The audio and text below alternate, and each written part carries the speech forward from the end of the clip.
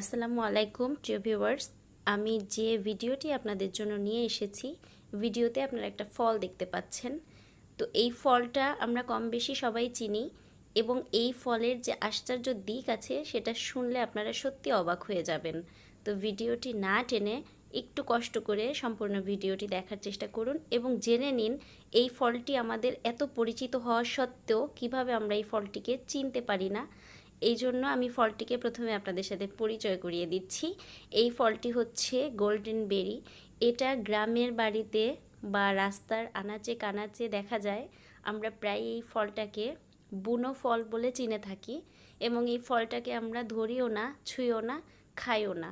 কিন্তু আসলে এই ফলটার যে এত গুণাগুণ তা আপনারা না জানলে সত্যি মিস করবেন। তো প্রথমে আমি বলি যে এই ফলটা আসলে কোথায় বেশি জন্মায়। এটা হচ্ছে সাউথ আমেরিকান একটা প্লান্ট।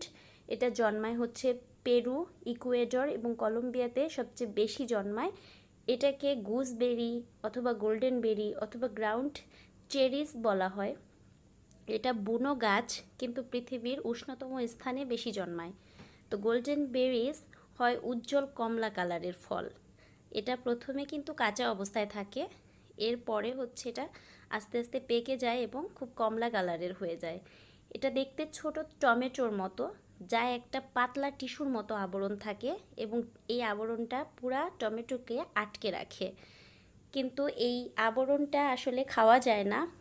এই আবরণটার নাম ইংরেজিতে বলা হয় ক্যালিক্স, যা খাবার পূর্বে ফেলে দিতে হয়। এটা হচ্ছে আবরণ। আপনারা দেখছেন এই আবরণটা কিন্তু ফেলে দিতে হয় খাবার পূর্বে।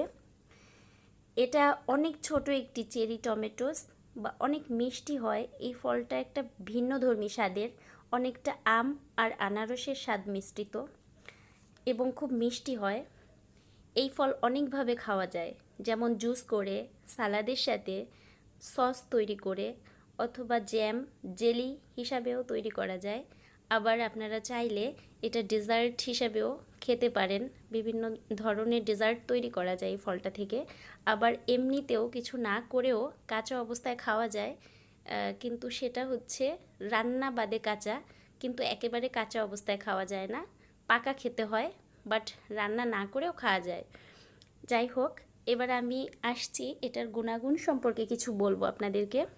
এটা রাস্তার আনাচে কানাচে আমরা ফেলানো অবস্থায় গাছগুলোকে আসলে মূল্য দেই না, কিন্তু এইটা বিদেশে কিন্তু প্রচণ্ড পরিমাণে চলে। তো এই গাছের ফলটা এত উপকার আপনারা শুনলে সত্যি অবাক হয়ে যাবেন। তো শুরু করছি।